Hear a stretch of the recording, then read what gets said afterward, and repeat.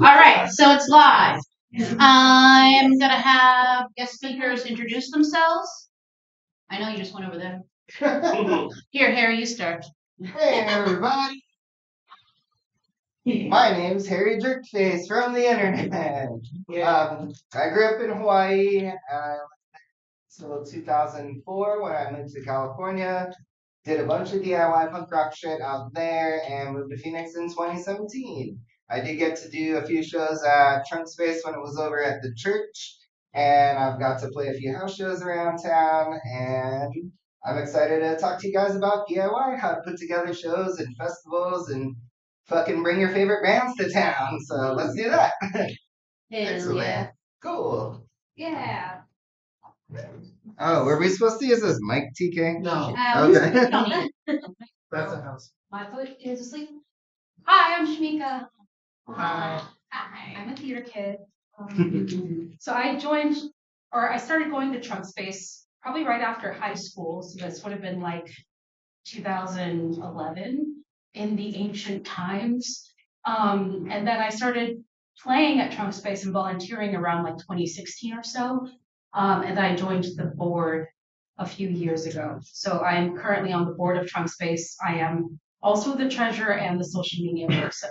So all those little like Canva flyers that you see, I had handed those because I like messing around in Canva. I started the open mic series at Trunk Space, which Donovan actually played at. Thank you for that. Because I was like, we need an open mic. We should do an all ages open mic. And I just started doing that. And then, we're currently remote. So we're doing pop-up shows. So it helps that we've been around for like 21 years. So we have a lot of connections to pull from in the city. We just had our 21st birthday bash, which we put together in like a month. So that was crazy. That was a lot. But yeah, we're like super excited to get to know you guys and like share all your experiences. Thanks for coming out. It's so excited to see so many people. All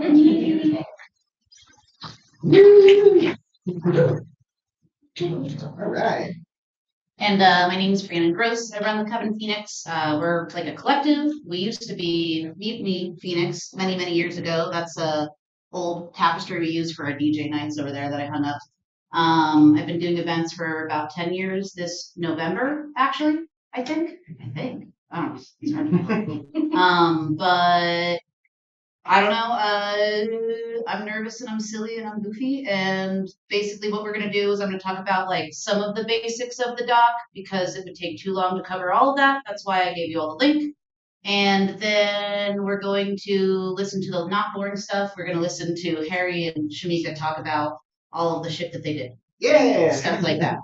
But that being said, let me use my own doc to kind of like scroll and figure out what I should even say.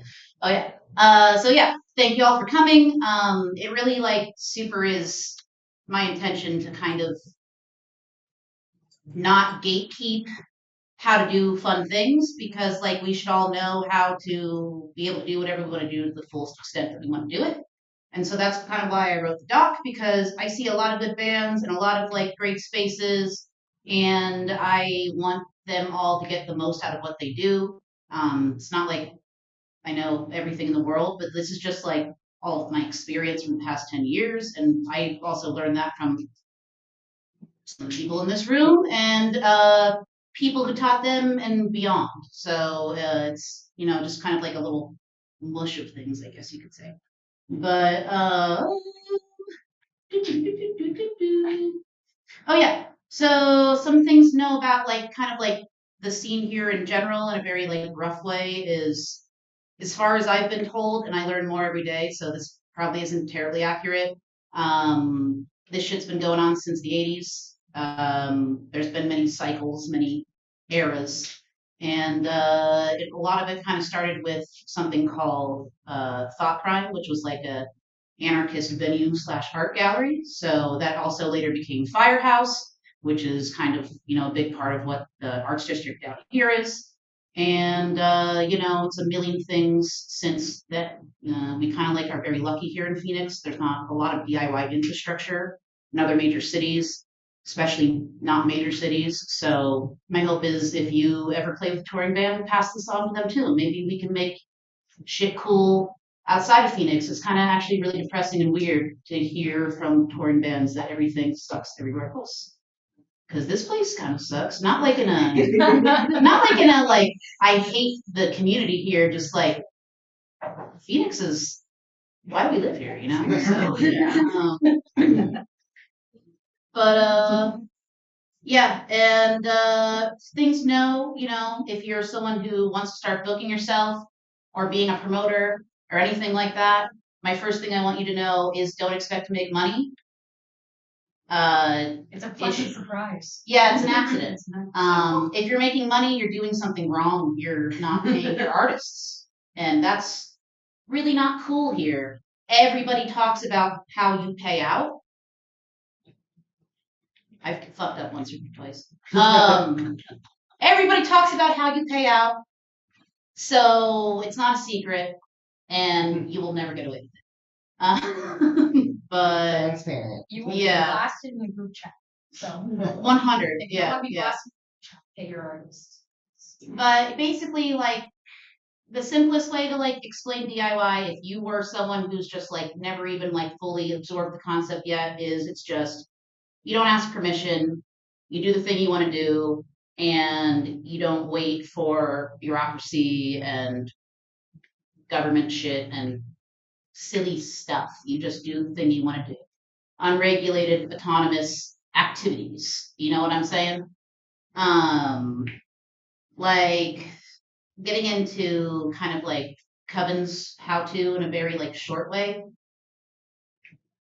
We could book and promote and host things a million different ways, but I think some of the like the most important things to understand about when you're throwing an event is that you want to be different than just some random like you know major show that you go into where nobody knows anybody and nobody's like being personal with you. You want to walk up to the people that go in your show and you want to like say hello and ask their name and add them on social media and like treat them like a person and make a connection because most people don't go out anymore and the reason why that is because they feel like isolated and alone as like this anonymous person in a large seat and a lot of us don't have that issue anymore because we're a part of this you know great Phoenix DIY shit but we're really lucky like to have a community in 2025 is apparently very rare so we got it good but not everybody else you know knows what that's like and so you want to really engage with those people because you can bring them out of their suburbs and out of their homes and into more community stuff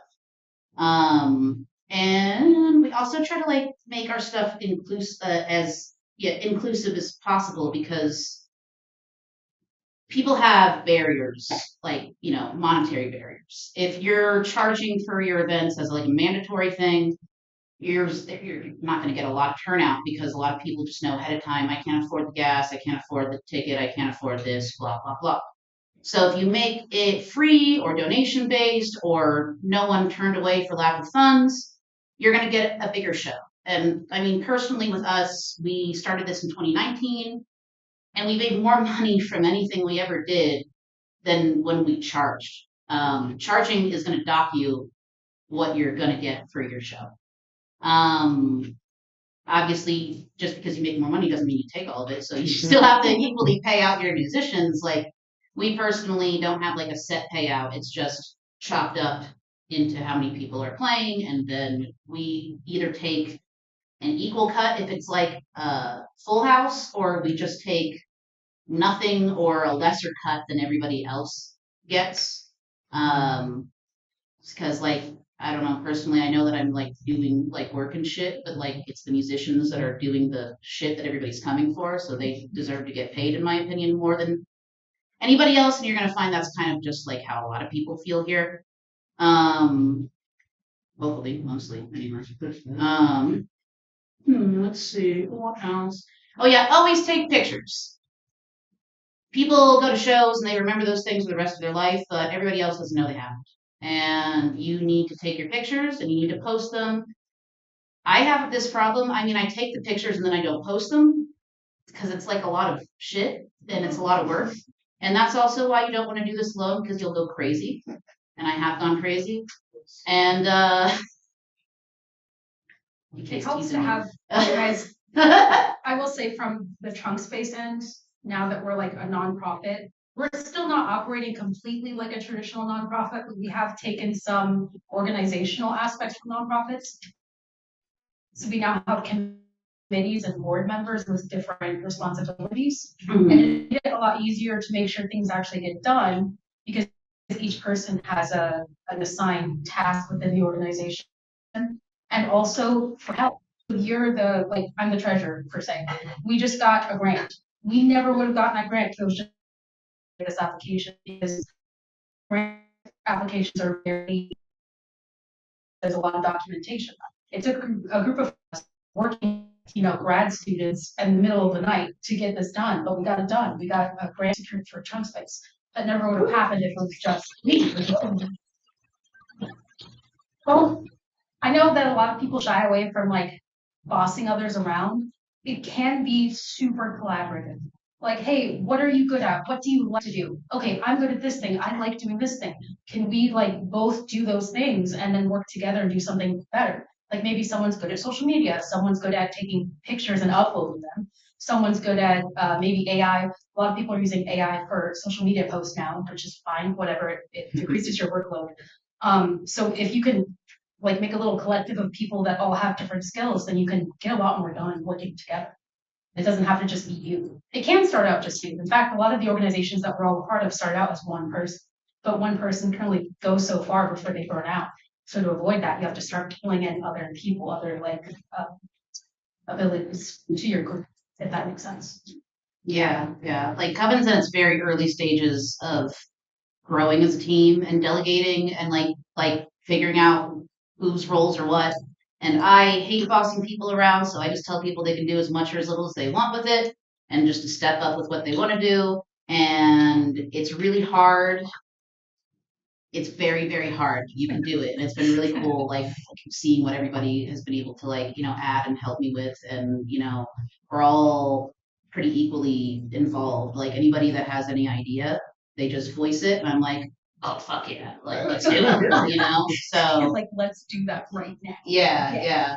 But also I can't. Can you? So You also have to know your own capacity too. Be honest with yourself and be honest with your collaborators about how much you can really commit to. Because if you typically burn out when you want it to least happen, when you've over-assigned yourself to way too much stuff.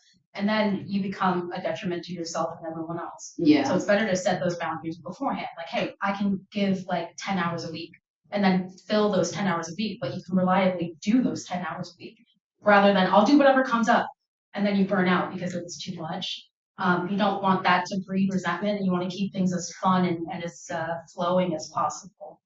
So that's important. Treat it kind of like a part-time job because it will be a part-time. Yeah. And I really feel like documenting and taking pictures is an integral part of the DIY experience. Growing up in DIY, back before internet, it was print zines and it was homemade magazines, and people would take photos of their favorite bands, and you get to hear about all the great new stuff happening across the country, seeing pictures of just kids loving their favorite stuff and mailing out copies to whoever asked for them.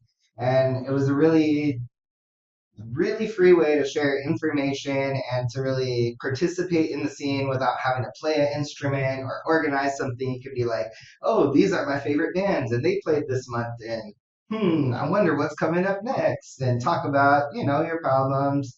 And I feel like a lot of that translated into blogs in the early 2000s and the advent of internet. Now it's all social media and posting, but you can still easily cut and paste and print out some photos and pass them around.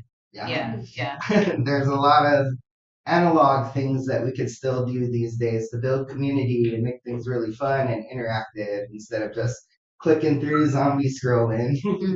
Yeah. No, I mean, I've played with the idea of zines, but once again, I'm a skeleton on fire. I can't figure that out when you figure that out. Wasted Ink Zine District. Yeah. Wasted Ink is, they have workshop nights where you can go and make your own zines, or even just talk to other people that like to make zines. So if you're interested in zines at all, I would definitely check out Wasted Ink. Yeah, and they have zine author nights where they have people come and read excerpts from their zines. We had our friend Daryl, who's a big Razorcake contributor in LA, just come and do a thing at Wasted, and it was really excellent. Yeah. Where's it operating out of these days? It's like on 3rd and McDowell right now. 3rd Street, Street. right? It's like Yeah, 3rd Street. Yeah. To keep space. It is there. It's like literally any time you're open if you want, you can go there. So. Yeah. Events there I too. think they're They do planning to small do more and events. more going forward too, so it's really cool. Yeah. Also, y'all can like sit up here too. Oh, Like, no. okay, just making sure that Women. I'll sit if I get tired. no, I'm always a sitter. You're like, is there a chair? May I? Let's see, what's the next section? Oh yeah, so this is like the good bones section, and this is just like beyond like the hosting and like injecting love into the event. There's also just like communication and like ways you release your events and promote them that are basic that really help. Are make sure your poster has every single piece of info on it. I mean that sounds ridiculously basic, but you'd be surprised how many people forget. Yeah, I mean, sometimes I actually just forgot something in my open mic posters. I didn't put the time, and I never do that. And I don't know, oops. But full sets of information like date, time, doors, all ages or not all ages, what the price is, everybody that's playing, who is it presented by. Put the physical address written out on the bottom because don't just put the location. Not everybody knows where the hell that is. You need to put the address for somebody that's never heard of any of this before and might just think that's a cool poster. I want to check it out. Collaborator posts are like huge right now. I have never seen anybody get reach on social media until collaborator posts became a thing. If you are building a lineup and you have like 4 bands and it's at a venue, that should be all 4 bands plus the venue on the collaborator post. Tell everybody to accept roughly around the same time. It boosts everything. It goes into everybody's feeds. And now you're getting 5 different crowds plus your crowd mixing and discovering each other and coming out to a show. A lot of places do not utilize this, and a lot of places do. I've seen this utilized mostly in like the 17 through 25-year-old crowd in the West Valley with like kind of like the hardcore shoegaze kind of screamo like scene. They know what the fuck they're doing. You should see the turnout of their shows. It's like nothing I've ever seen in all the 2010s. It's actually frightening. Well, especially if someone is a fan of several of those bands and venue, they're gonna see it like right on the top of their feed immediately. Because the algorithm's like, oh shit, Yeah. dude, yo, Yeah. It's like, It doesn't even know it's just like, oh. Like I post something on the Trunk Space feed, I switch over to my personal feed is the first thing on my. I'm like, I just posted it. I know. I know. I'm the one that did it. I know what it is. But this is something I'm interested in. Yes. Thank you. More, Boost, please. I want more of that. More. Yeah. I think like this is more of like a personal thing for Coven, but it really works for us. It doesn't work for everybody. It depends on how often you do shows, where they are, what they are. But we like to ideally release our shows 3 weeks out from the date.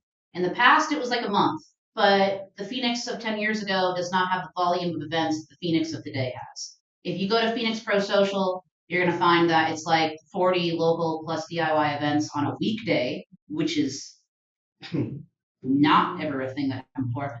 And then 80 on like Friday through Sunday. So you're competing with a lot of different similar things, adjacent things, and completely opposite things that might just be really exciting and somebody wants to go to that instead. And so instead of releasing your event a month or a month and a half out, where everybody's going to forget about it because they just saw 400 new events, you want to release it a little bit closer to the day, at least in our opinion. And sometimes we've had our biggest turnouts with shows that were released like a week before because I was running behind.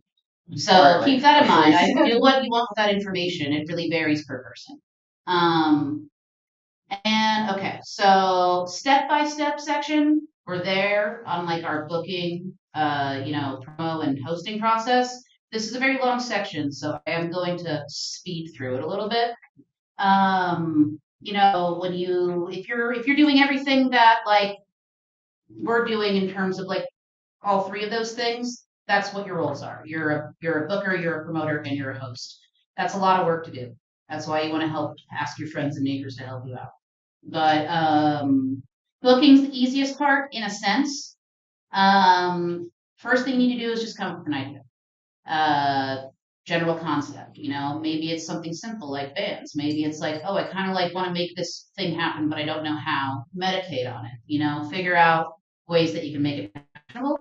And then once you've defined that, you're going to propose it to the space or the person or the promoter or whatever it is that you need to propose it to, unless you're holding it in your own space, which is also the ideal option.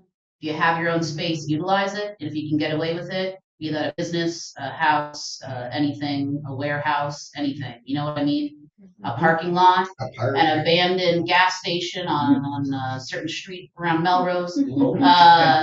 Under that bridge. Oh yeah, under this bridge over here where everything started in the early 2000s here. Like there's a lot of options. Down by the beach, man. Yeah. But you want to when you're presenting that, it's the who, what, where, when, and why. Like you do want to try to answer all those questions as much as they are applicable to what you're doing and what that person needs to know. The more you give somebody details of, the more they're going to say yes. The more they're going to be able to work with you. If you just drop a loose, gooey ass concept in their lap, then they're just like, I'm already busy. What the fuck do you want me to do with this? So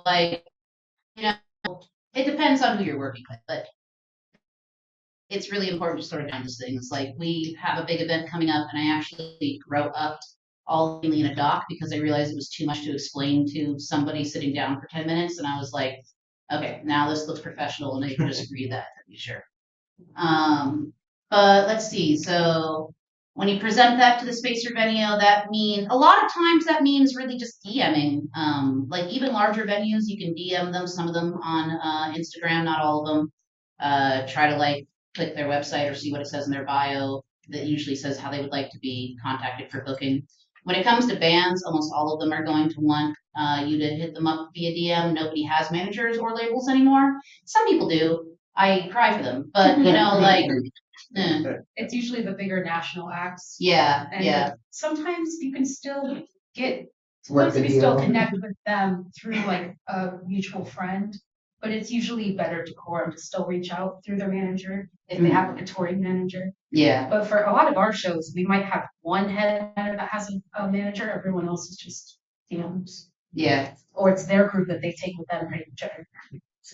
One of the first things you want to do when you present this idea to a space or a person or whatever is you want to ask for the specific date you're looking for to see if it's available, or if it's not that defined yet. Like, do you have late September? Do you have early October? Like, what do you think? What's your availability in this span? That sort of thing. Just gives them something to work with. Gives them something to place what you're doing at instead of it just gets lost in the feed. And if they say yes, sometimes you have to change your initial idea to fit the space. So, keep that in mind, be flexible. You can't do everything all the time exactly the way you want it unless you do it under a bridge or in a gas station or on a lot. That's only if you can get away with that. So often if it's a popular space, they might have a holding system where if you're the first person to ask for the date, you'll have the first hold. But if someone else would like it, they'll ask you if you still want it. And if you don't, they'll pass it on to the next person. yeah. So that's something to be aware of as well when saving dates.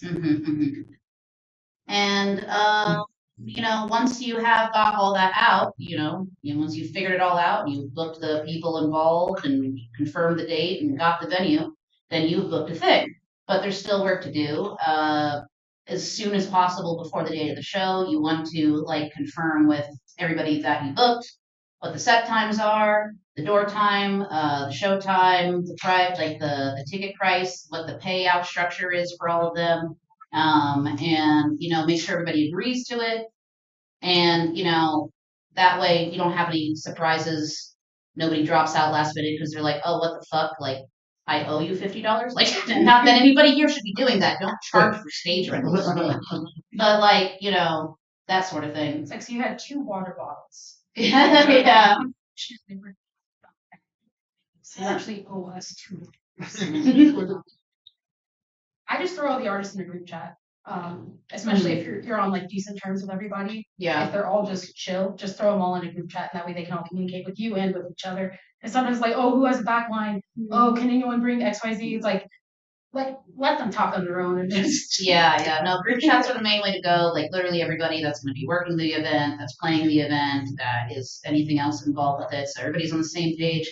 The group chats get out of hand really fast. Use your pings, like at the people you're stalking at, so that 7 people don't respond random shit to you, and then nobody can read the chat. Also, pin your messages with all the necessary information so that they don't ask it 7 times throughout the next like 3 weeks. It's Like, right at the top then. yeah. But now to the promoting section. So once again, gonna speed through. First thing you gotta do obviously is release your event, which means you gotta make a flyer. You gotta, I personally do a Facebook event with every event. Facebook has shit reach. It doesn't really work for anything anymore. But the way people's brains are structured, I find, don't really just take in information of a flyer on Instagram alone. They need a link that they can click, an event link where they can see all the information they need to see so that they can get there and understand what's going on and when it is. It's on one of those vomit text posters. They don't know what the fuck is going on. You really need a Facebook event for that. So 90% of your reach is going to be on Instagram, but 10% of it is going to be on Facebook, and it's also going to be like how they know how to get here. So that's something to keep in mind. Like their calendar on their iPhones. Yeah, that too. Yeah. hmm And it's like what I do is I'll make the Facebook event first, and then I will post the flyer in Instagram, and then I will share the flyer to my stories with the sticker link button for the Facebook event. And that way it's all one big circle and nobody gets confused unless they just don't look at stuff in the first place. And let's see. I guess from a social media perspective too, you want to think of your final destination. Where do you actually want them to end up? And then how can you incentivize them to get all the way there? So like the whole link in bio thing is amazing because people are like, oh, I want to know more about that link. Yeah. Or even the stickers feature on Instagram. We've done that with a lot of GoFundMe's for artists, actually sharing a lot of the Coven's GoFundMe's as well. Where it's like, hey, I want to help this person. They have to click one thing and now they're People are lazy. It is easy as possible. You don't want to give people, they don't want to do work. They don't want to see something and think, oh, I got to go here to click this, to click that. Just assume you're button. 90 years old. Button. Tech literate. Just assume that everyone's tech literate. Make it as easy as possible. Yeah. And also think about that circular function. Like I want them to go here, and to get there, they have to go here. You could also ask AI to do all this for you. I personally don't, but I know people that do, and they say that it's very effective. So if you're comfortable with AI, use it. Please. Do yourself a favor. Don't be like me. Don't be a stubborn millennial who refuses to use AI.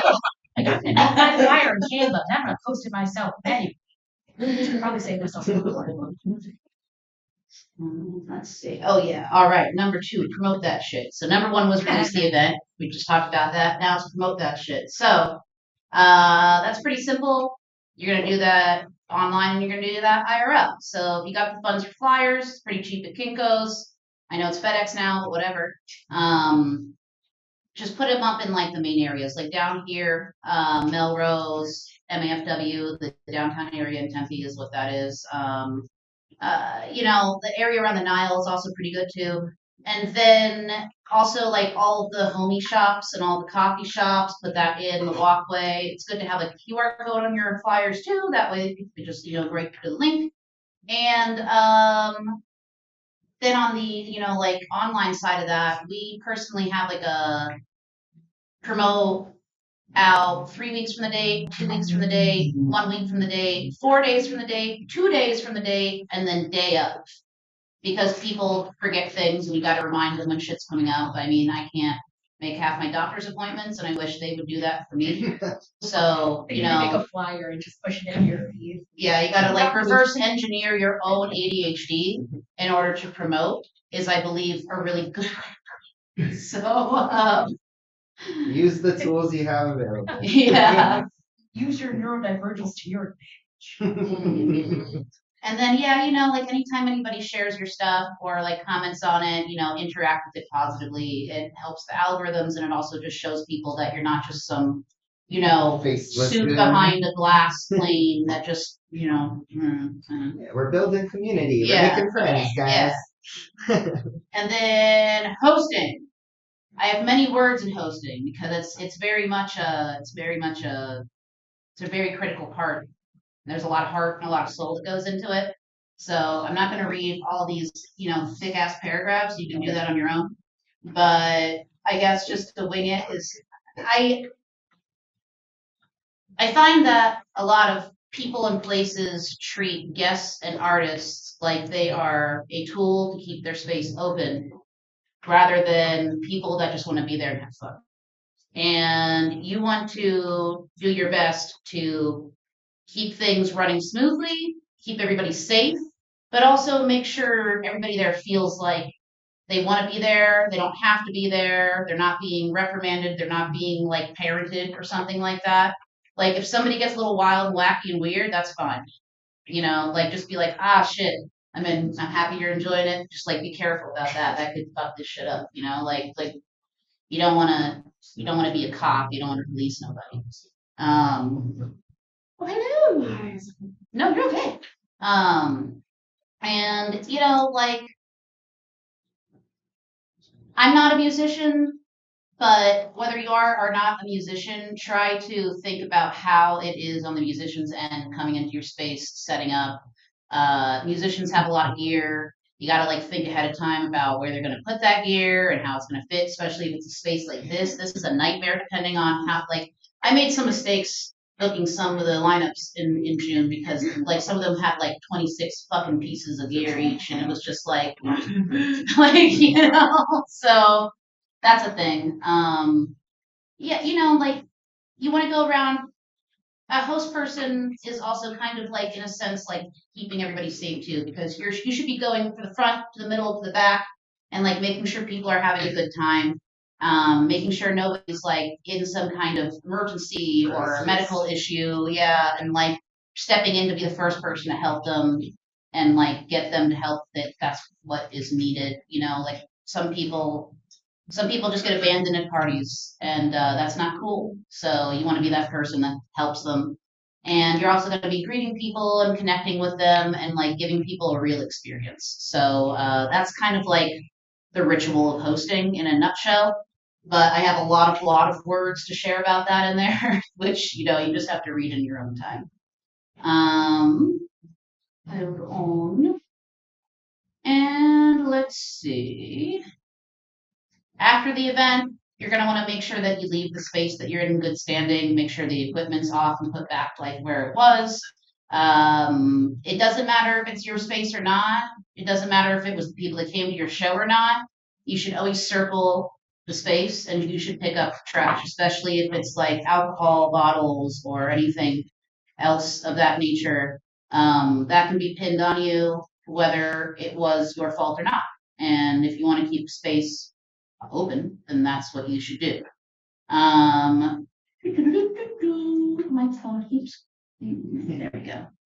So yeah, like I said, I was going to speed through it. It's important to read all those step by steps yourself. But that's kind of the gist. And just to recap, like if you think that's a lot of work, it is.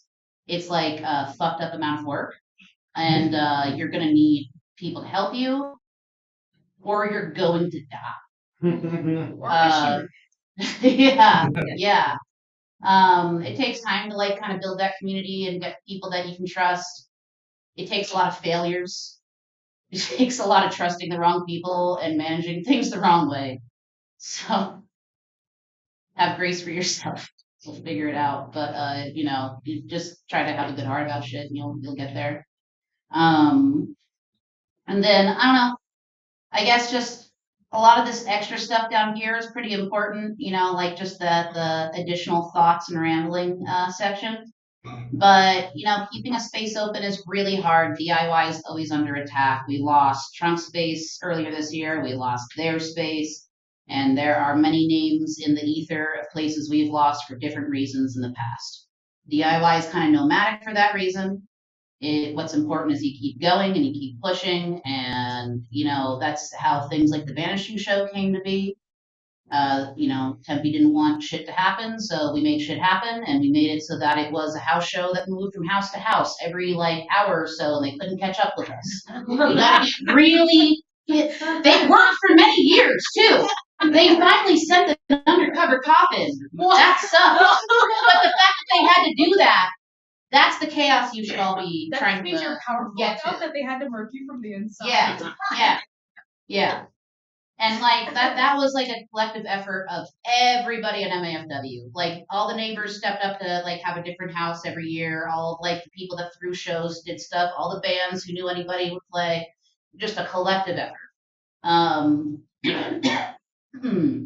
But yeah, I mean, preventing shutdown's pretty simple.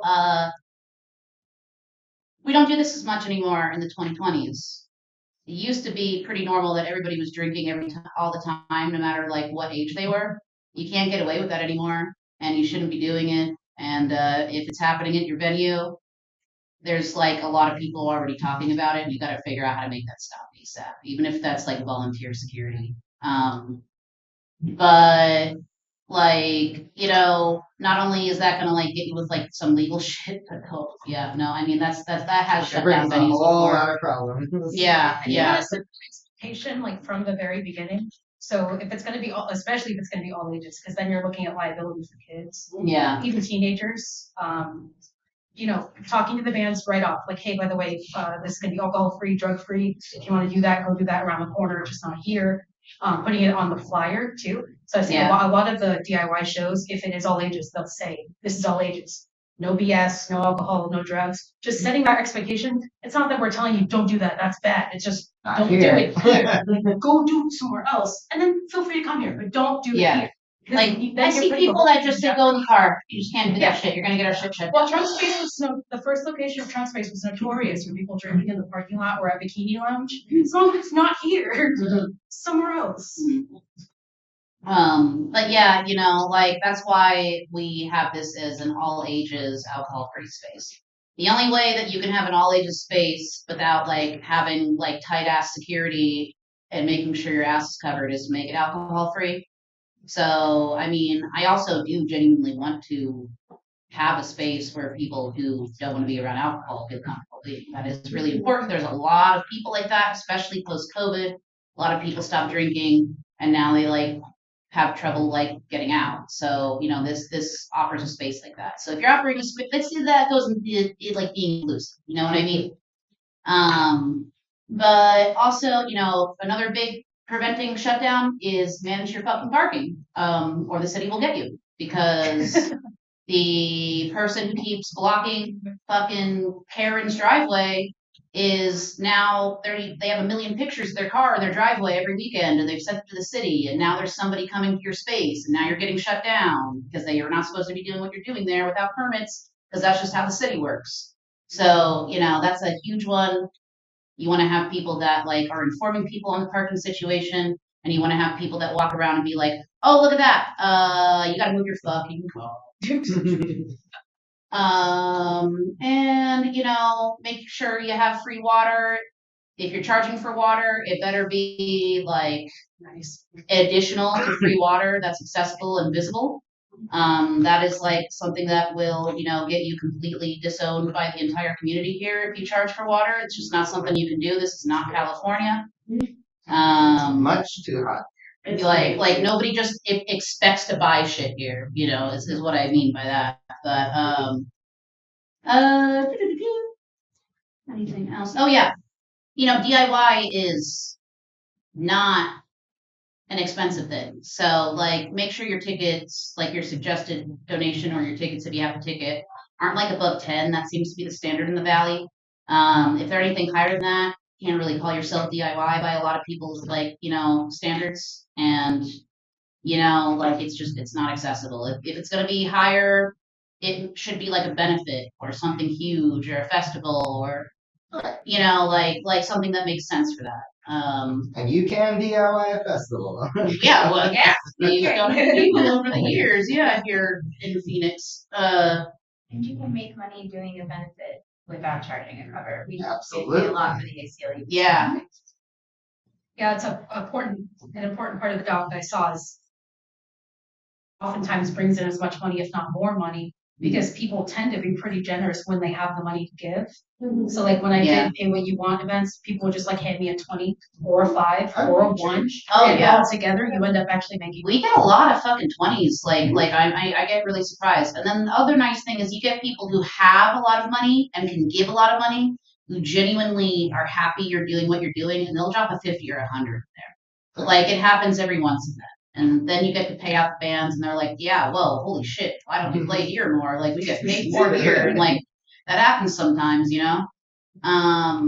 So yeah, I don't know. Like the other stuff's kind of just like a lot. I'm going to skip over that. Once again, read that yourself. It's like Insta tips for marketing, things that like, make just help it, and also just like how to train your algorithms online to be a little bit more geared to the local shit, because depending on what you hover over, that's all your feed is for the next like few days. So you got to be really careful about that.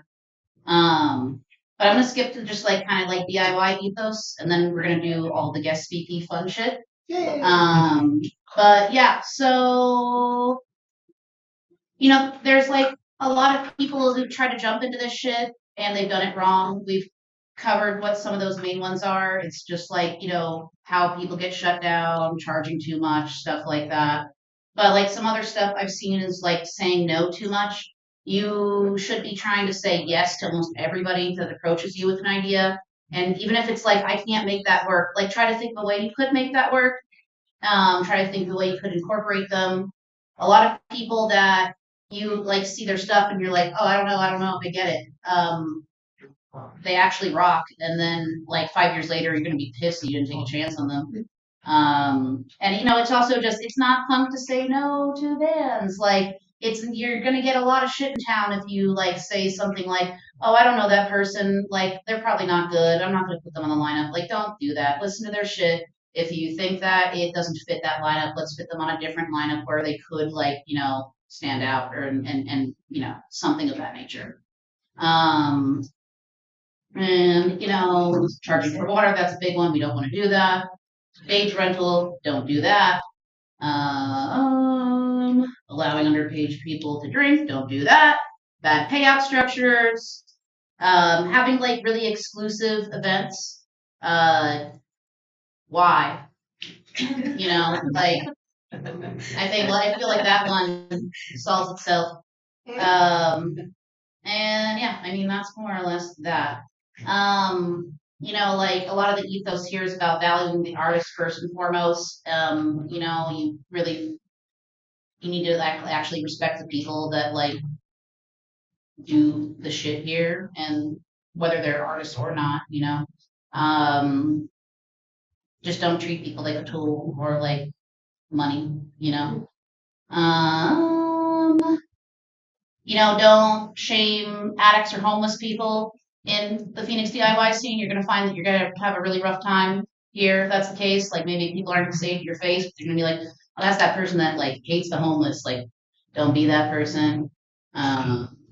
There's also some overlap there. There's a lot of DIY artists that were homeless at some point. They're gonna remember the way that you treat homeless people around them. Yeah. And it could also happen to you. So yeah, no, easy. Yeah. And then, all ages and DIY, like shit, just, it goes really far here. So, like, being accepting, being accommodating, making sure your shit's all ages. Some of the people that are doing the craziest shit in Phoenix today started at age 14 under that bridge, right over there. Be nice to kids. That's another big one. Be nice to kids. Be nice to teenagers. I started getting in the Phoenix scene about 20 years ago when I was a teenager coming to First Fridays. And I remember what all those motherfuckers said to me, and I remember how they excluded my ass, and I will never forget it. And neither were those kids now. So be nice to kids. They're usually just young people that want to find community because maybe they have a shitty home life, or maybe they're just really interested in art. And why would you deny them either of those things? Because they're just going to go somewhere else that's not going to be a good environment for them. So, it could be like a different space, less sacred people. But let's see. That's about it. Yeah.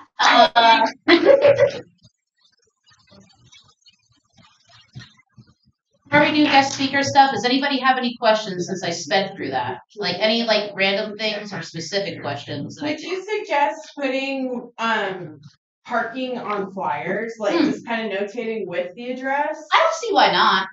People don't do it, but they should. Information on one, Yeah. like the overdoing it. Or... Yeah, because for us for our shows, we put little like where to park directions in our stories. Okay. After we post the flyer, but I don't see why we shouldn't do both. Oh no, there's another. Yeah. Oh no. Yeah. Great vendor, by the way. She might be packing up because the storm, but that's Coal Creek. You want to check Coal Creek? Yeah. You want to check them out on Instagram. But yeah, any other questions? Oh, Yeah. in order. When you want to throw an event that might be kind of like inherently not all ages, like either because of the content of the music or if it has like a burlesque element or something like that, how do you still make it inclusive and make it clear that like other events I throw will be Yeah. it's just this one? Well, I think your work speaks for yourself. Most of your events are all ages. You talk about focusing on that. People are going to understand if you have like 18 plus or 21 plus every now and then. Like we actually have non all ages events coming up that are planned, and that just that's the way it is. So I feel like as long as you just like make that clear in some way. You could do that in any other particular way. Yeah. You had a question? Yeah, I didn't sign up in advance. Huh? I didn't sign up in advance or anything. I don't know about the app that you're talking. Oh, the doc? Yeah, doc. Oh yeah, here. I made a tiny URL, and it's also in the doc's also in Coven's bio on our Instagram. So like if you click that, there's a link tree for Coven, and if you click that, it's kind of like a little resource of everything you can think about. Scroll down, you'll see how to DIY doc, and that's how you'll be able to access it at any time. And there was another question back there, I think. Yes, all right.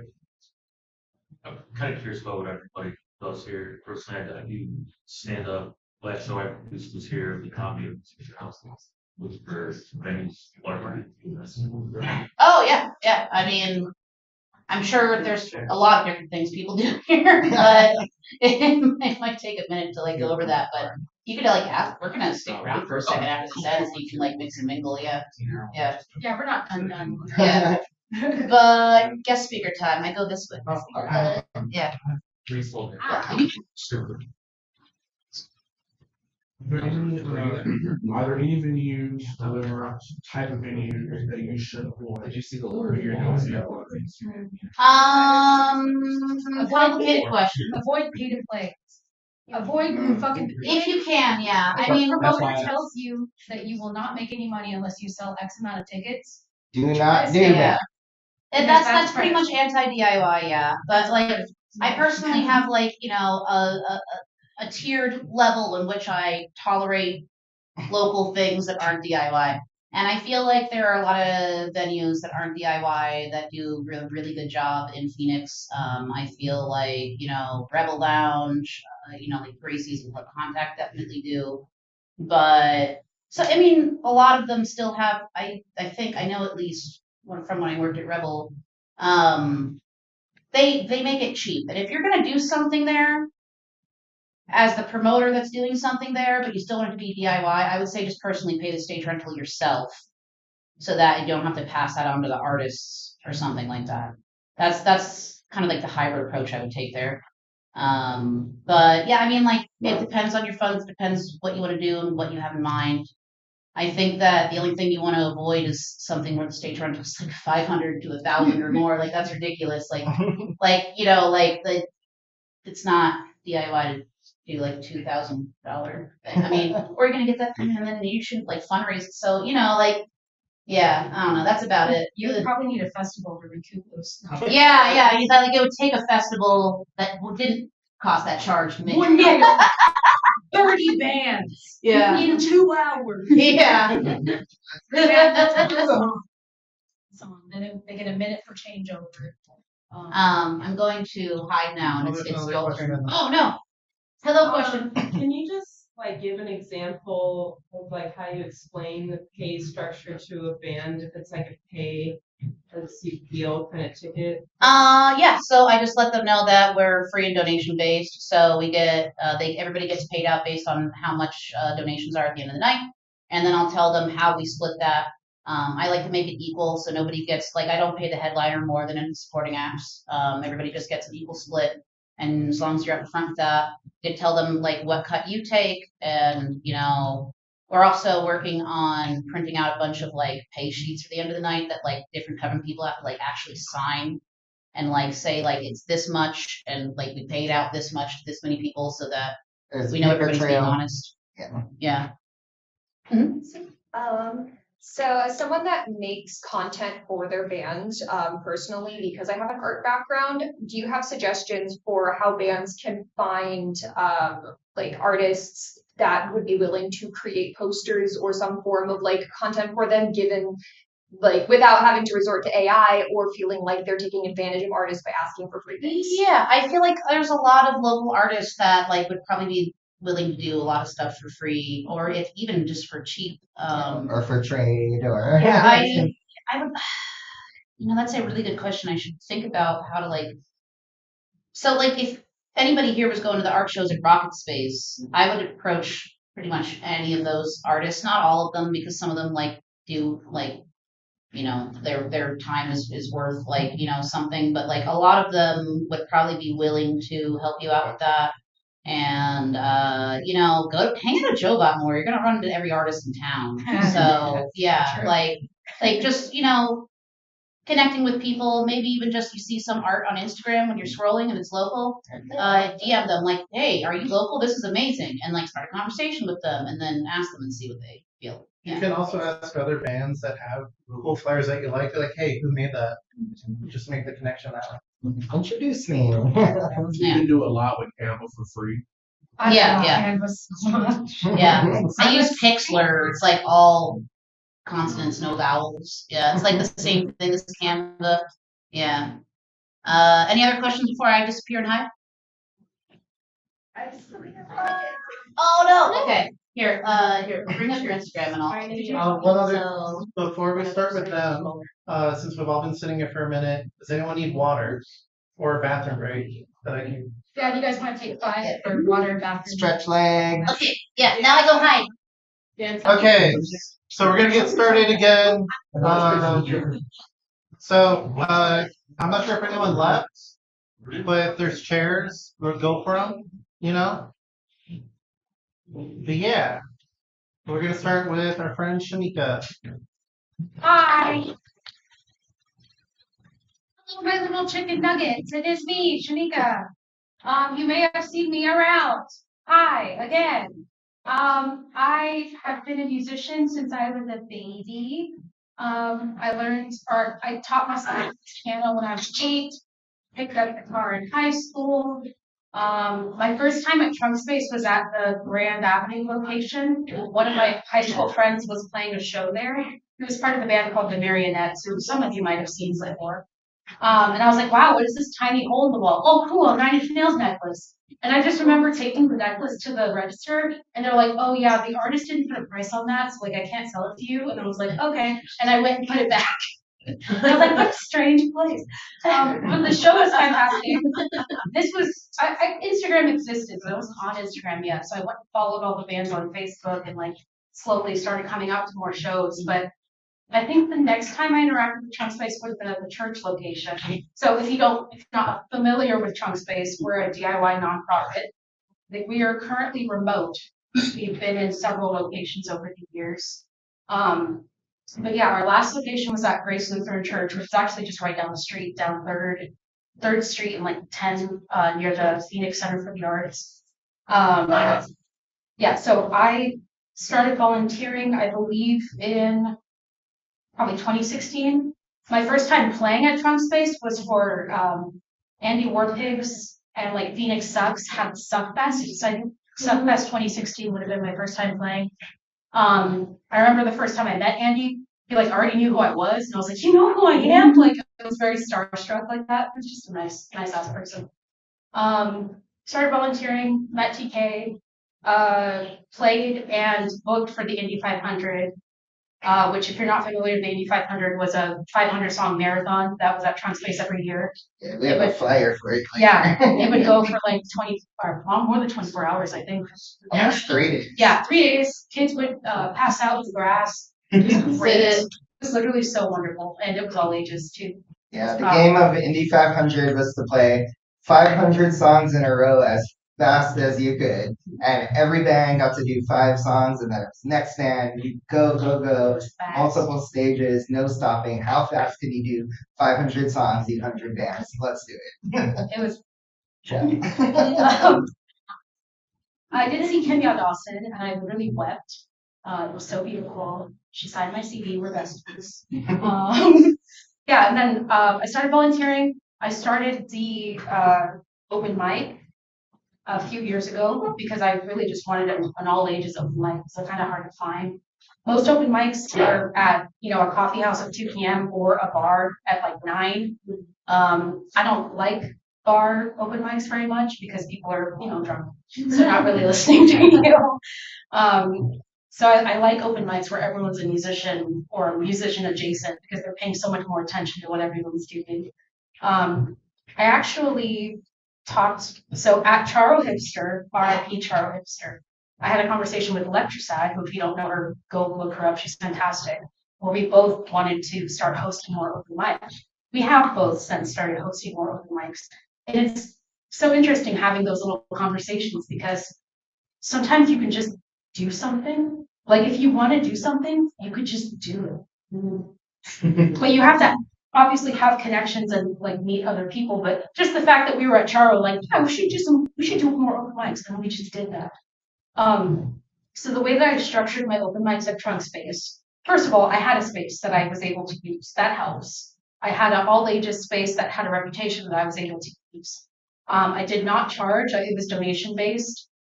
We usually made about $20 to $30, which I would give to a featured artist that had a 30-minute set. And I used those artists' 30-minute set.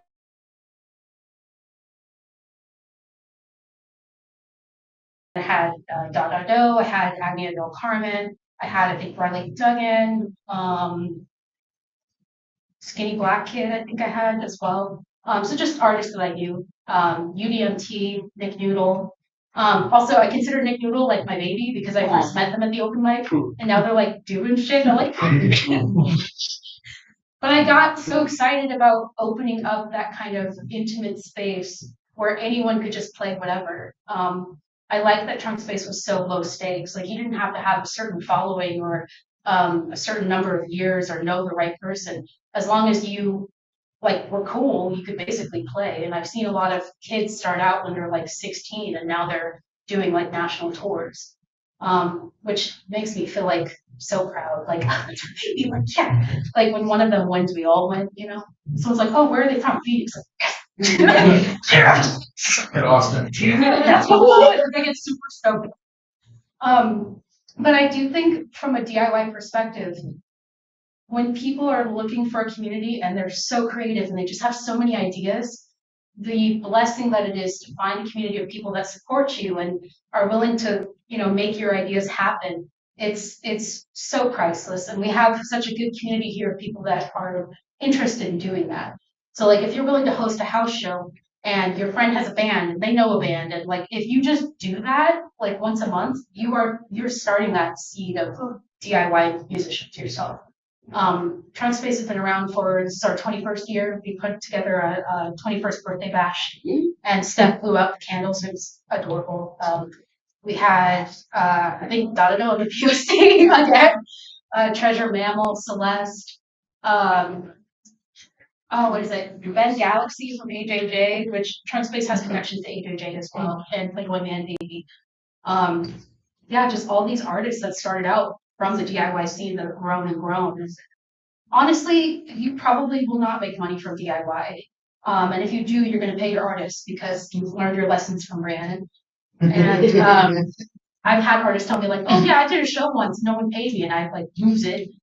Even if it's $5, it's something, especially if they're coming from out of state. But I don't know. I will say don't be scared to put your ideas out there.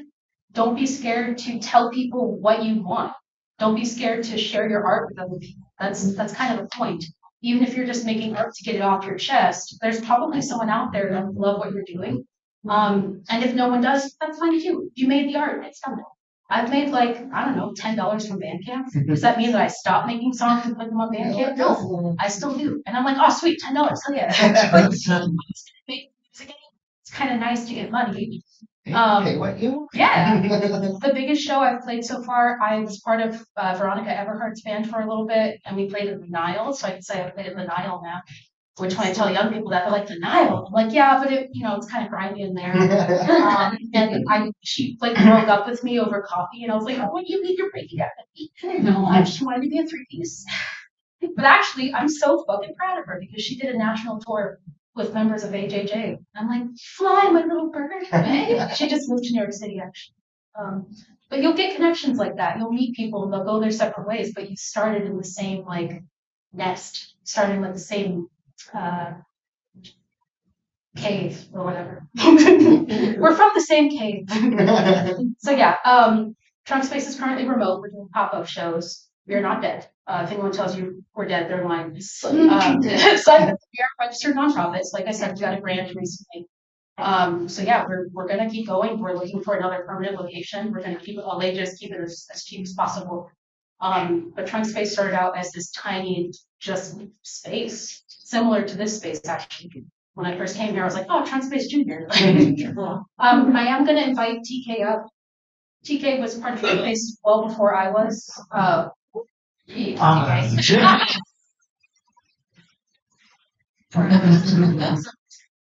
To tell you some of the beginnings of Trunk Space before I showed up and took things over because I'm bossy that way. Yeah.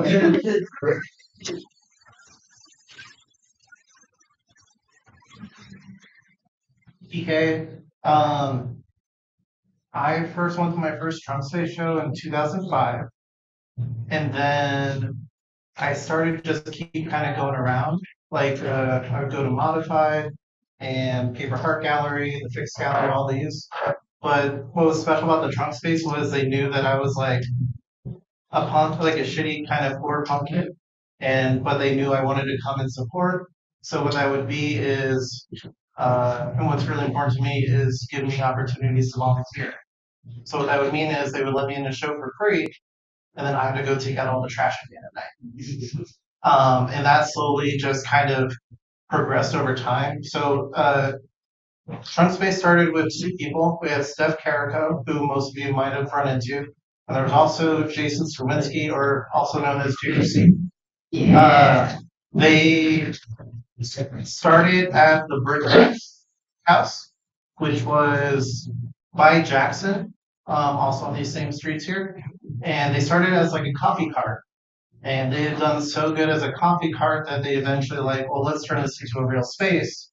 What's also interesting, a little bit of knowledge about right here, is I don't know if John's still here, but they were trying to put Trunk Space originally right over here to the left, to the right of us. But Carly won. But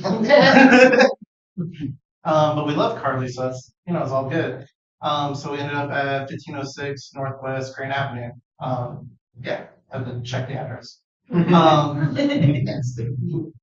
And that's kind of where it began. Like, and it was slowly kind of built up over time, just kind of painting things.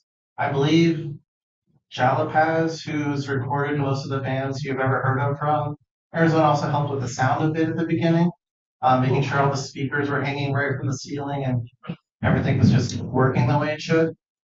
And they continued with, there was like a small collection of us children. It's the best way I could frame it. The kids. Which was like me, Andrew, Gemsek, Tristan Gemsek, Ryan Avery. I don't want to dead name these people, but I believe they go by L and M now. Not gonna dead name them either way, so it's fine. But they would foster and like help like let us just do whatever in this space, which was important. Like we had an idea for like a heavy metal band, which consisted of drums, a guitar, and a giant piece of sheet metal. And one of us would just shake the sheet metal while everything else was happening, and Steph had to keep taking away from us because she thought we were gonna cut ourselves. But Something like that. yeah. It's not allowed to have sharp things, but Obsessed with the sheep. The sword. yeah, but Jersey and Steph were really good at like encouraging all these really fucking weird things to happen. We had puppet shows, we had monthly tango nights, we had monthly improv nights. One of the other board members of Trump Space, Jose, who started the Torch Theater, kind of started doing stuff like that there. There was a monthly like talk show night with Kevin Patterson. We had roast. It was weird. We would roast certain musicians that we're all close to, and then we would throw them in the dumpster at the end. Which some people I believe are still bitter about. So So you were hazing people. yes. Yeah. Without the H word, yeah. But yeah, so Trump Space had always been this thing where we want the weirdos to come, we want the weirdos to do the weird thing, and then we also want these kids to kind of keep growing, developing these things. It's actually our tagline is weirdos welcome. Yeah. And I'll never forget JRC. Speaking of like of burnout, JRC would be doing sound and having the laptop to the side of the board, booking at the same time. And then eventually, like, he got a little computer in the bag and was like, "Hey TK, watch the soundboard for me." And I would go do that, and then with no one's permission, I just started like tweaking things to see if they would sound better. And wow, they can sound better. Cool, I can make the space sound good. And like I just from Google how to do sound, and I've gotten away with being a sound person. You're like, I turned the knob. I turned the knob and it sounded better. To my like Sean from AJJ said I had the best version of their sound in that old space, which is I guess the best. I also did sound for like Waves before they were big in It was there. a very small. Japan droids, yeah. I think we were the second person ever do also.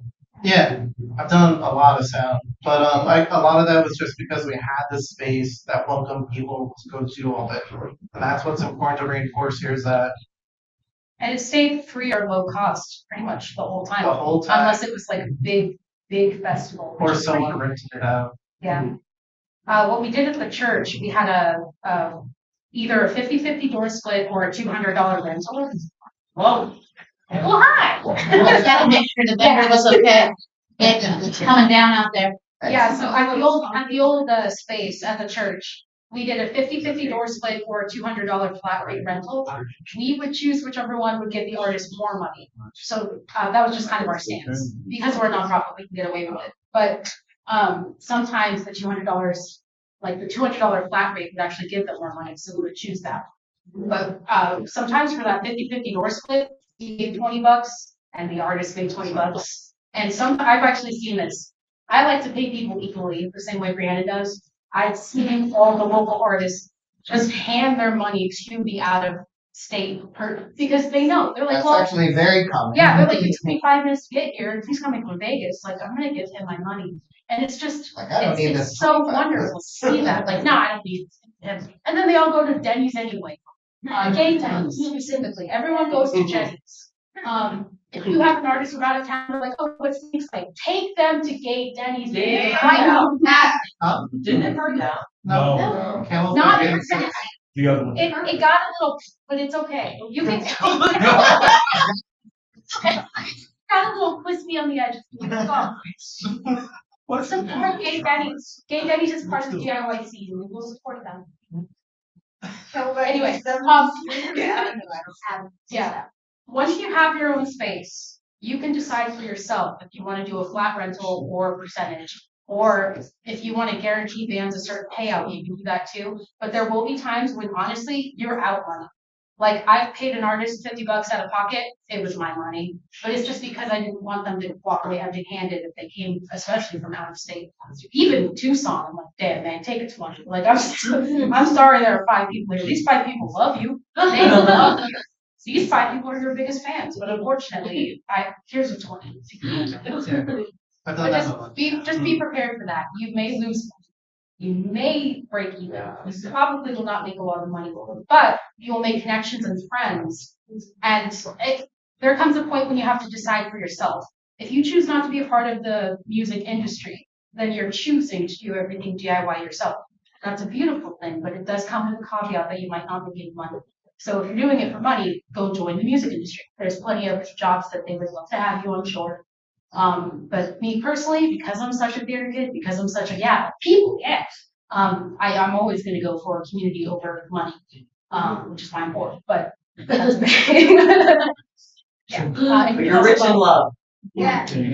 Anything else about Old Trump before we move on? So when Shamika earlier was mentioning burnout and kept almost kind of looking at me. I rotate eye contact because I'm trained in public speaking. Every time you use the word burnout. I guess it was subconscious. I was like, "Gee, you burn out." Yeah. I used to try to do all of TransSpace by myself, and it's just not doable, which is why like I go to my way to help Coven. I go to helping TransSpace again.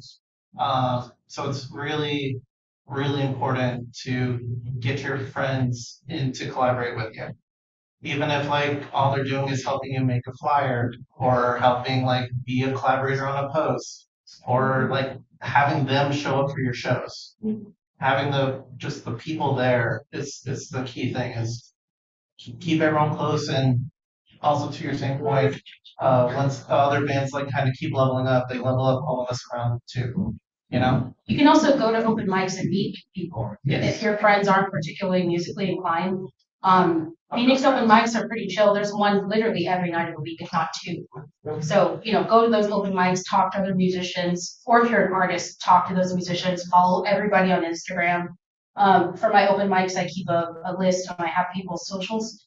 So not social security numbers. I take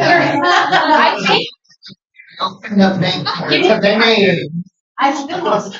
No, I have everyone follow each other because to me that's how you build a community. Even though Instagram has its faults, it is the primary social media for most people right now, and it's the easiest way to keep an eye on someone to know what they're up to. So, if you meet someone, they're cool. Trade Instas, follow them. That's the easiest way to kind of slip into the DIY scene if you don't know where to start. But definitely go out to open mics, even if you're not playing, just to talk to people, to meet people. Yeah, check out bands, go see people play. Yeah, and go to DIY shows. Ask people how they got started. Get involved. Yeah. Speaking of getting started, TK, can you turn this? Will my tall friend from earlier help me turn that off? Yeah. And I'll so it's a little bit easier. Let's see if not. But I think it's over yonder. Yeah. Offer you a new We have a vision. very DIY setup. Also, if any of you become wealthy, please donate to DIY organizations. We have had a couple of those. Yeah, we have a like few. walk and mass, like things like Anything. that. If you have extra surplus, always be. That junk, we could figure out how to use it. Yeah, Yeah. we can use that as a donation. You can write it off as tax donation if they are tax. Hand soaps. Yeah. It has been nice seeing the kids like emerge after COVID. They're like scared little puppies. They're like, I don't know where to start. It's like, come on. cool. So DIY stuff. Hey everybody, I'm Harry Jerkface. This is me when I was 16, maybe 15. You're amazing. Right? Thinking this is 1997-ish, something give or take. Anyway, the first people that I met that really got me into DIY and punk rock, as I was saying earlier, was my young babysitters.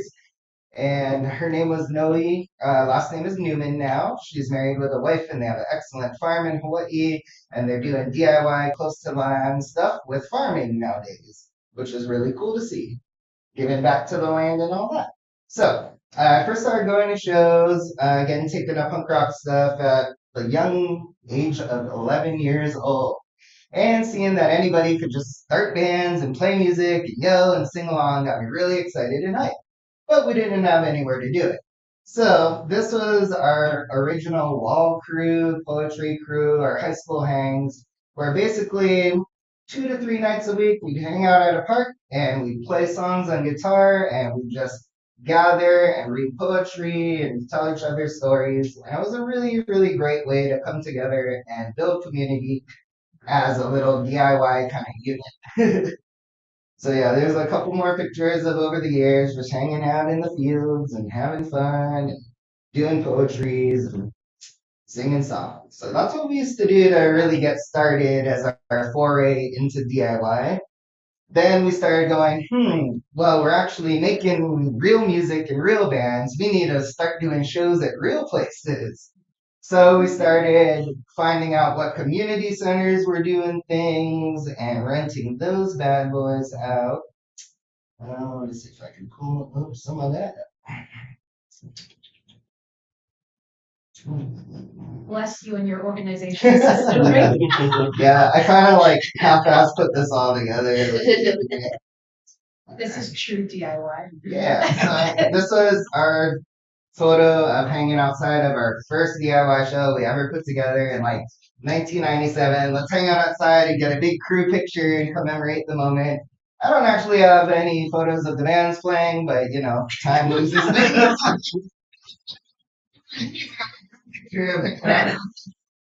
That happened. Yeah.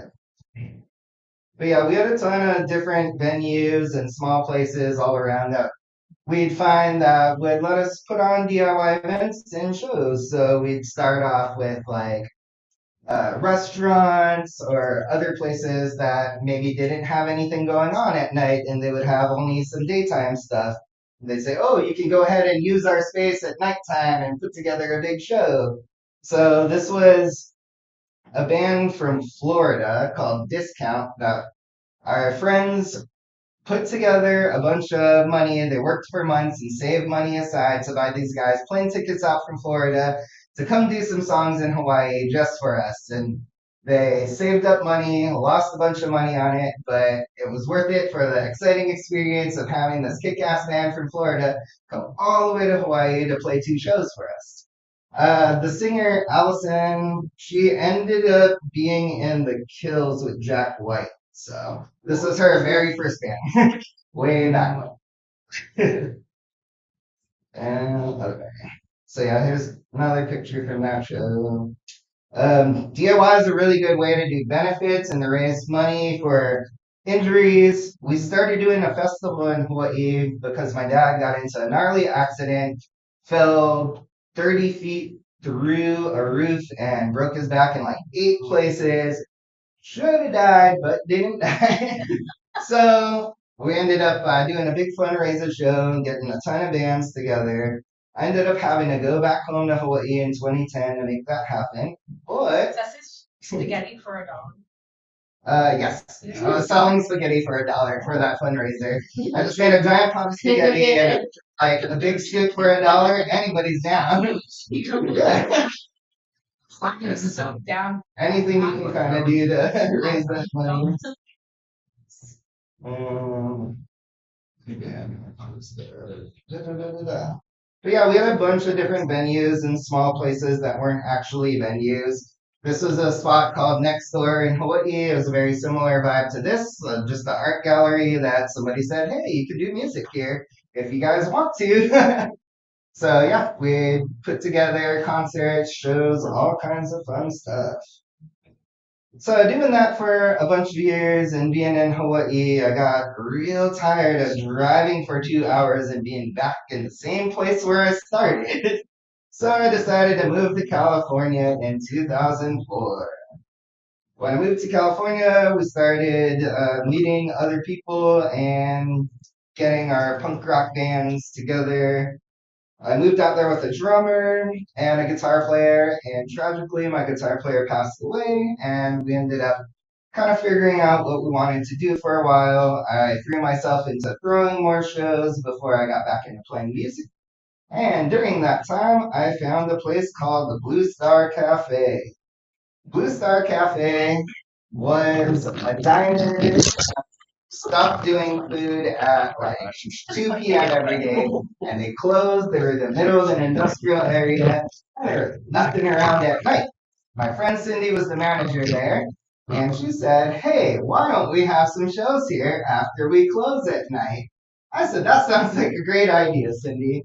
So we started throwing some parties out in this back patio of this restaurant in the abandoned warehouse district in LA.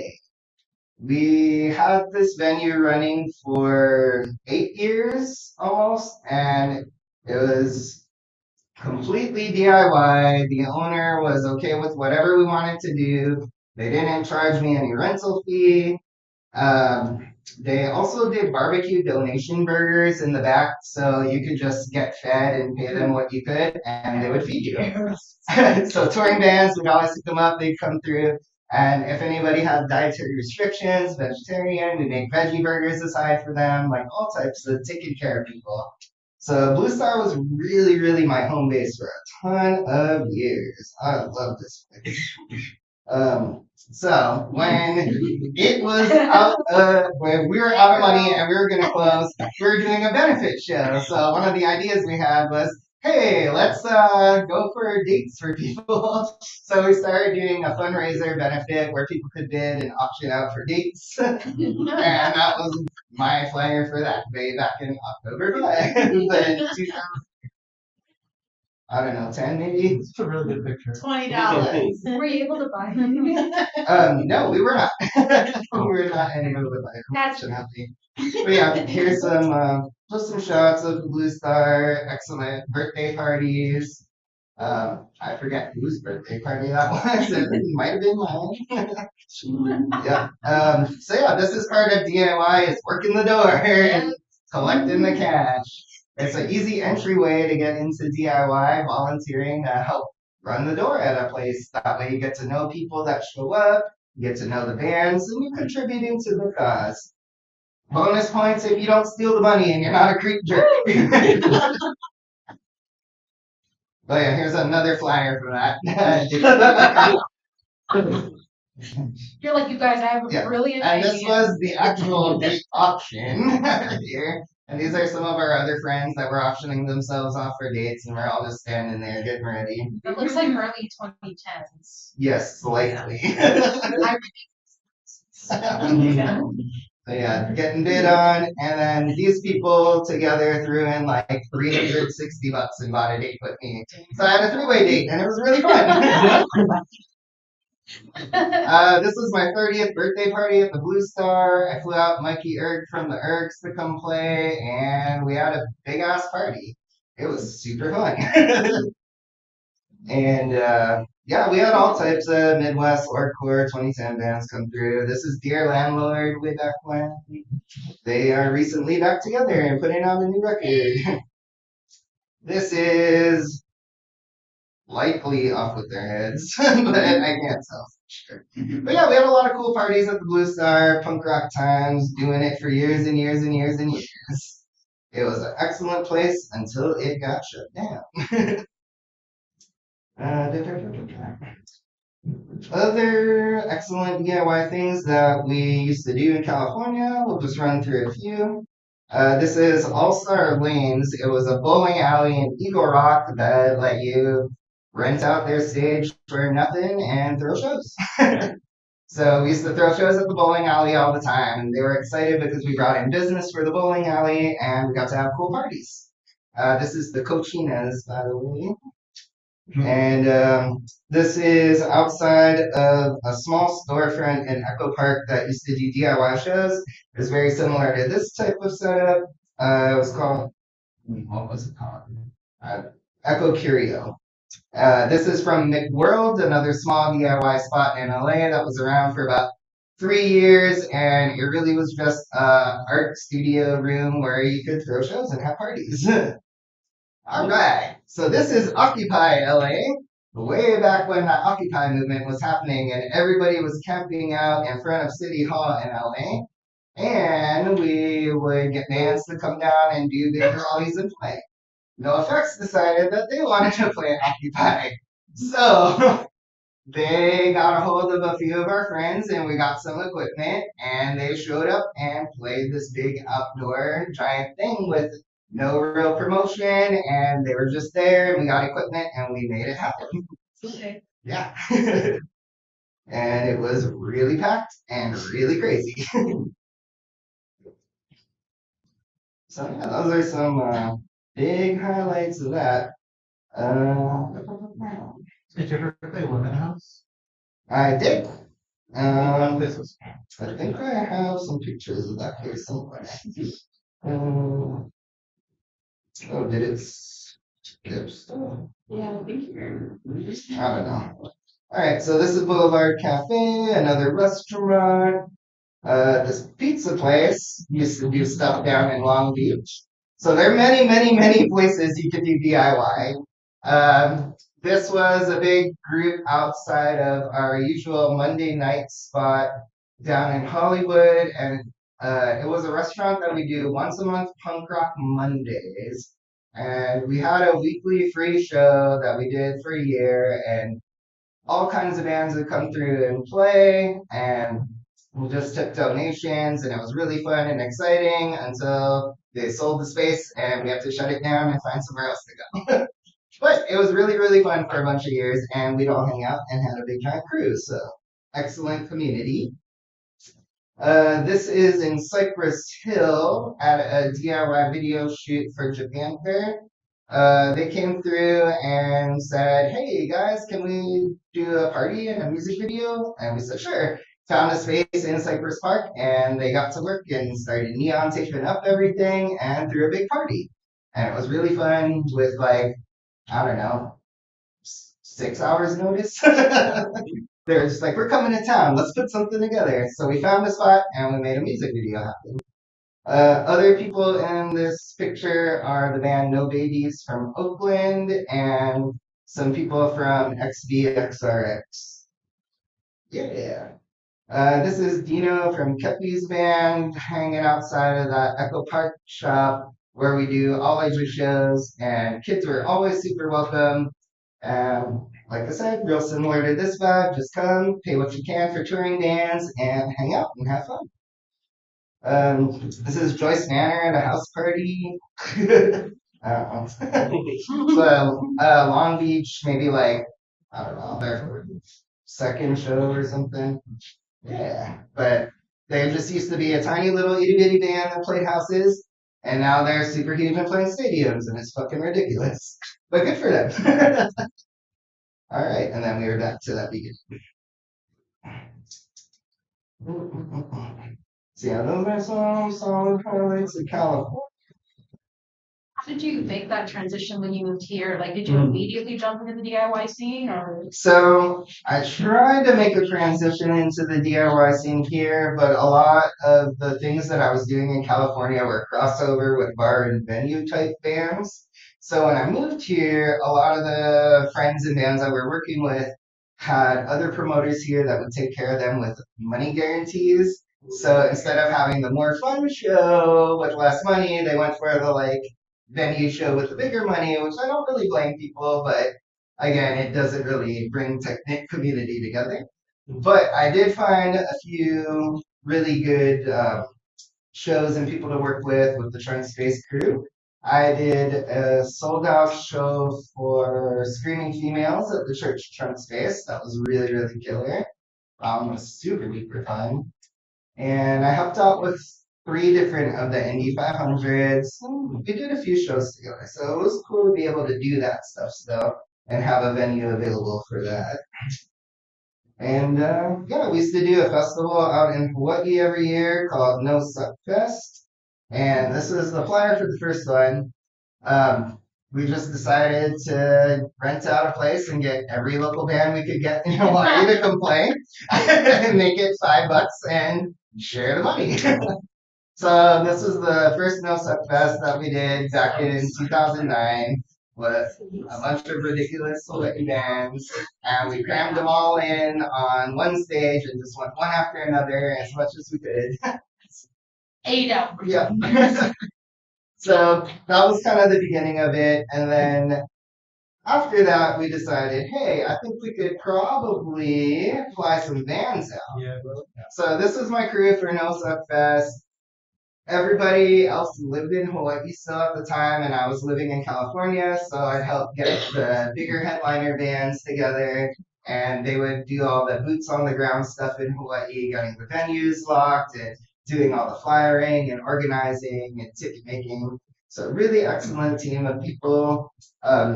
Starting over on your far right is Kevin, Sean, Dana. In the middle is Jamie, Elle, and Nick. And me in the back.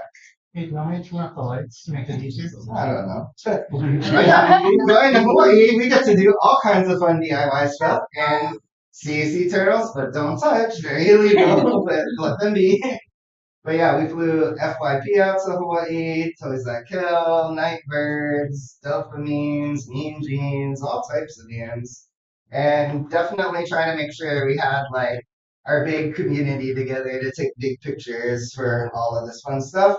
And we were able to show everybody the goodness of our homeland and take them to the beach and do barbecues and really bond and have excellent connections with some of our favorite friends and bands that we've ever So that's definitely a benefit of DIY that you can pull together some things that you never even thought possible with the good teamwork of your friends.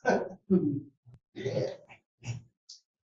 But it was a really good fest and it was super fun times. And we did it for 6 years before most of the people there that I was working with moved off island.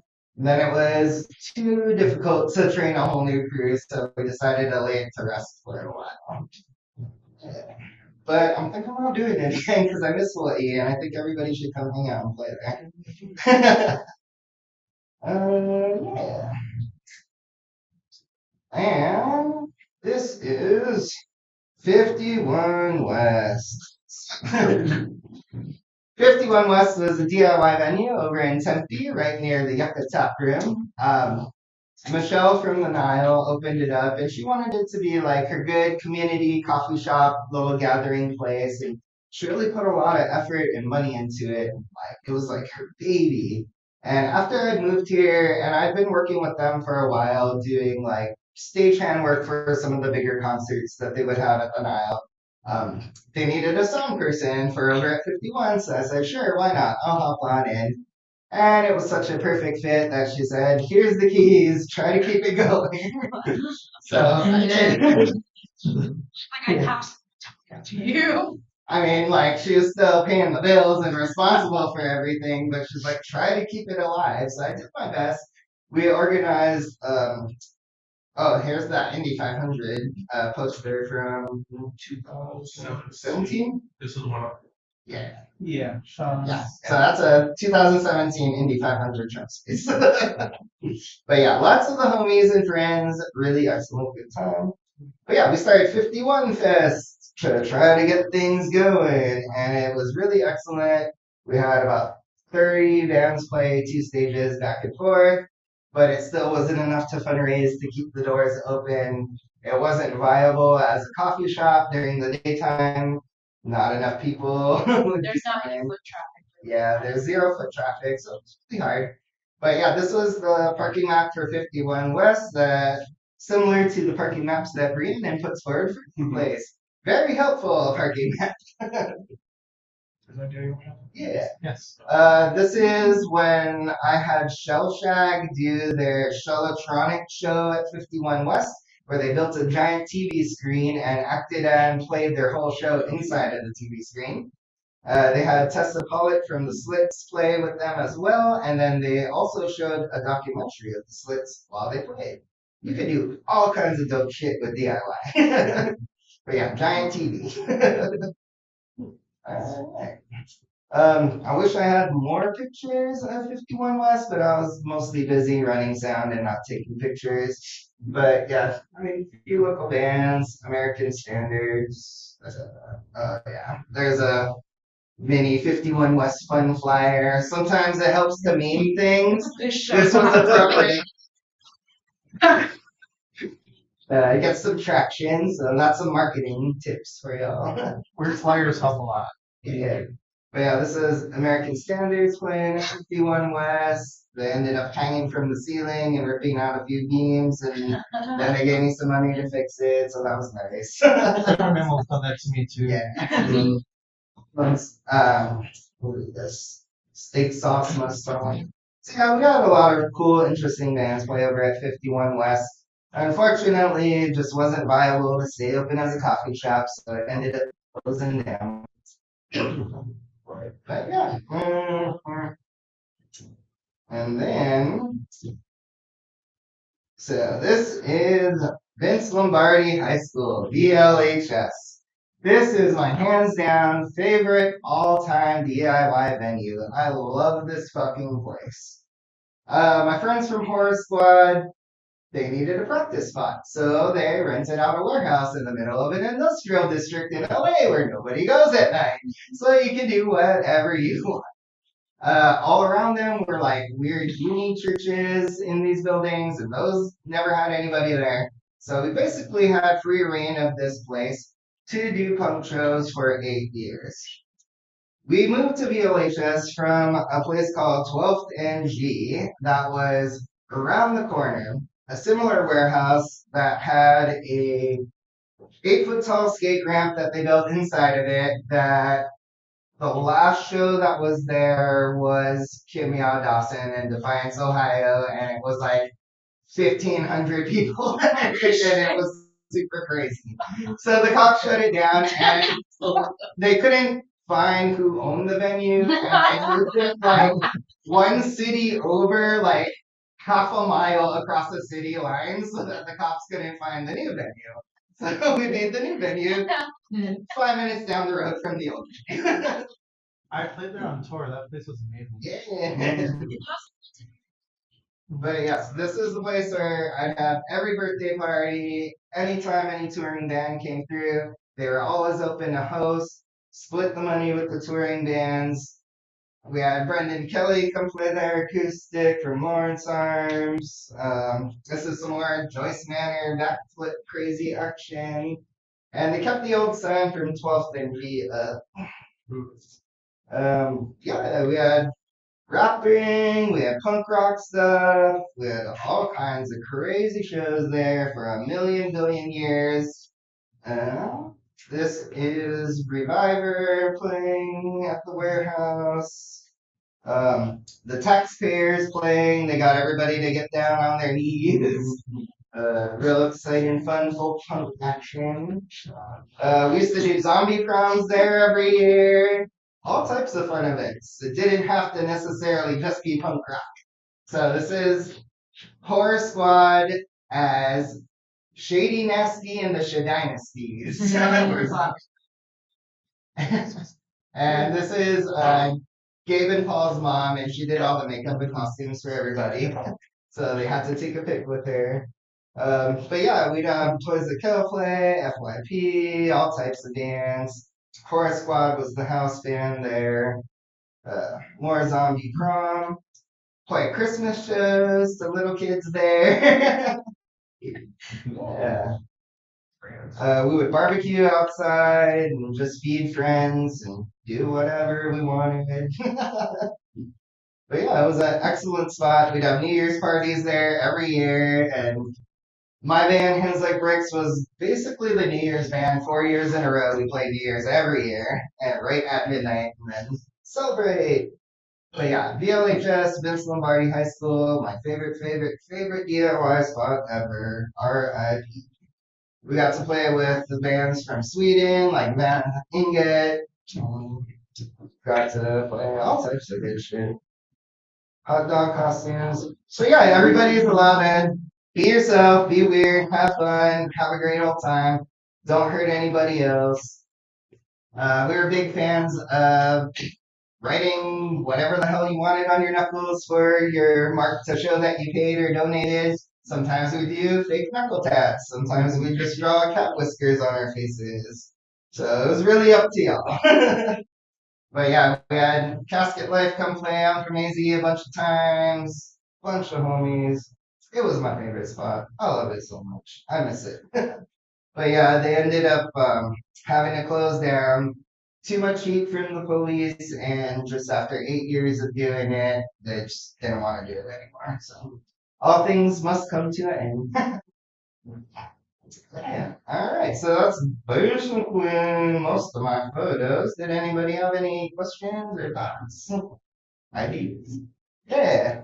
How do you manage getting a high school gymnasium like that? And So with that, you have to contact whoever is running the gymnasium. a lot of times back in, say, Hawaii or California, there'd be like a community center where you can look online and apply to rent out the community center, and they'd say, okay, what are you going to do here? I'm going to do a music event. So you'd have to provide your sound equipment and all of that. But generally, there's forms and ways to contact community centers and spaces to rent those places out. And they usually have like a set rate flat fee for that. And they're like, okay, it's going to be X amount of money and you get it from 2 p.m. to 10 p.m. So that's a good way to get into that is looking on the city website for community centers. And again, just like asking around for restaurants or other spaces. I know there are places around town like Polo Crepes, they're a restaurant that does want to do DIY, and they have an entire forum for booking on their website. So there's people around town that like want to push forward culture and exciting fun things. You just gotta find them. Yeah, off the top of my head, just from doing pop-ups with Trunk Space, there's obviously MySpace, there's Overdue, there's King Pigeon Thrift, there's Lacuna, which is used to be Lost Leaf. You can book them as well. Jared's Coffee House, Coffee Shop, whatever. Trying to think of other small ones. Linger Longer, although I think they have someone that books the shows for them, so you have to get in contact with them. Rips Bar has events like several nights a week. I don't know who books over there, but obviously it's a bar, so it would have to be 21 plus. If you want to keep things all ages, I think the community center route is probably a good way to go. House shows are a good way to go. If you have a park in your community that people can like rent out a ramada or something, as long as the weather allows. But I guess the caveat is with more visibility comes more risk. If you have a big gathering of people and someone calls the cops because they're a Karen, you're gonna have to deal with that. So have something in place like, hey, if the cops show up, run. Don't tell anyone that I'm the one that did this. Because I've done a lot of house shows in the Roosevelt district right over here. Talk to your neighbors, make them aware that something loud's going to happen. Try to ease any issues or concerns. You can't make everyone happy. Get them cookies. Yeah, but or invite them over. Hey, come hang out. I'm gonna hold this a thing. And also, if you can keep it from going like too late, that's really key. Like keeping the neighbors for Yeah, like 10, 11 o'clock's usually the sweet spot. But also, if you have good enough neighbors, like you can in this neighborhood, I've seen some events go to 2, 3 in the morning outside, lasting cumbia. And it's just no time. Like it's cool. So. And if you get your neighbors involved early and you give them your number and stuff, and say, Yeah. call me if it's too loud, then they just won't. They're like, well, I'm an asshole if I call the cops. So, Yeah. This is a peach Kelly Pop and backyard in Highland Park. Speaking of those, this is Craig's from Your Mother Love Song playing at the Lemon House in Long Beach that you're talking about. And this is outside at the Lemon House in Long Beach where we're just burning fires and hanging out. And I had Greg Ruckus come play my living room. You can literally have people play wherever you want. My turtle Bernie had a front row seat to the action. Also, some bands, they have like a set payout. So if you're willing to pay that and then just put a bunch of local bands on that bill, you can make a show happen that way. Just knowing that you may or may not make your money back, but it's worth it that much to you. Yeah, if it's somebody you really love. But yeah, we still just do house shows anytime. Try to keep it like done by 10. Yeah, and it was already done out. only 6. But yeah, this is a French Exit playing at a house somewhere, maybe Las Vegas. I don't know. So this month, Coven has an entire calendar, like pretty much every day something's happening here. They're doing sound training at some point this month. Every Monday that this isn't happening. Yeah. Every other Monday. Yeah. So if you always wanted to learn sound, you can stop us. Especially in small spaces. Once Trunk Space gets up and running, we do stuff like that too. It's hard to get your foot in the door without going to school for it. You can get started just learning how to do it. Yeah, some of the people I taught, because I started that at the other Trunk Space, have gone on to like do sound at like Rebel and some other bigger places. So next week, for example, and then 2 weeks from that one, I'm going to just show you how these things work, and then just set expectations about how sound works. And yeah, even if you don't Even if you do go to school, you can still learn something. Yeah, but a lot of what I used to do with the trunk space too is I would get people who need intern hours from places like Crass, or the conservatory, and they would get their hours by coming to help volunteer at trunk space. And I just saw a flyer reposted on the Easy, was it the Phoenix Music History? Do you remember what there's an Instagram profile out there that's like reposting all these old flyers. Music Archive? Yeah. Yes. And they just reposted one where it was like, hey, do you need audio hours? Come help out at Modified. Same idea, because that's how long the shit's been going. And Leslie Barden's of Bags, who's still around, but I think only does comedy now. Yeah, come learn some shit. Coven is also working on getting volunteers because we need people to help us run this thing. And we'll post more publicly about that soon. Does Trunk Space need any volunteers anytime soon? Not right now. So we have a list of volunteers that we have to like re-examine. I've done that. Yeah. Because we're basically on hiatus right now, we've just been texting people personally that we're pretty sure could do certain things. But once we get up and running, we'll need volunteers. So we'll go back through the roster and then we'll also make public posts asking for more volunteers. But you're never in the wrong, like coming to a Trunk Space show and asking, like, hey, can I volunteer sometime? Give someone your number and stuff. Yeah, and you always get plugged in. Yeah, so Andrew Case, if you've met Andrew Case, he's our volunteer organizer right now. But asking someone at a Trunk Space show is never a bad idea. If you're interested in volunteering, they can hand off your information to because we have a volunteer coordinator because there's so many people that we have to keep track of. But that's how we've managed to stay afloat for 20-something years is we're mostly volunteer based. We pay our artists. We recently instituted a key holding fee. So if the show makes money, the person who ran the venue, made the flyer, go to the artist, which is usually called the key holder, they are getting a $50 payout if there's enough to go around. So that's kind of an added incentive to be a key holder. I think MySpace has monthly curators. So that monthly curator puts together the events for that month. So that would be a good person to contact if you want to volunteer. Yeah. Do you guys have any other questions before we? Really quick about that MySpace thing. Each of the curators is listed in their About Me. So if there's a specific month and if you see like an event and you're like, oh, it's in October, it'll see in their About Me. Dotado, who is sitting here, is that. So then you DM Dotado and you bother Dotado and you blow us Dotado. Yeah. Yeah. That's fun. He's gone. He can't defend himself. Yeah. Boom. Cool. Everybody excited? You're gonna do some shows? You're gonna Usually after I do shit here, I take everybody who wants to go and I go to Joe Bop, and it's Monday and Joe Bop's closed. So I suggest we go to Central Records, which is just a 5-minute walk that way, and they have food and they have coffee and they have beer if you want to drink beer. Sick. And that's where I'm going to be going with a few people in a second after I just kind of like close up. But also, please follow Cult Creep. They were the vendor here. It rained. They had to leave. I feel so awful about that. How dare you make it rain? How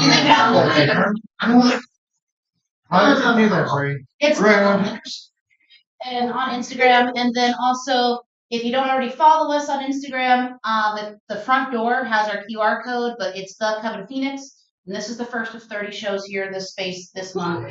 All of them are free. All of them are all ages. So bring your friends and shit, and thank you for coming and just like do really weird, cool shit on street corners. I want to see more of that again. Nobody's stopping anybody anymore unless it's like a Tempe. Don't do that. Not by my. Yeah. But yeah, thank you all so much. Love you. And I'm gonna, clean up and then I'll be at Central Records for anybody that wants to hang out. Thank you.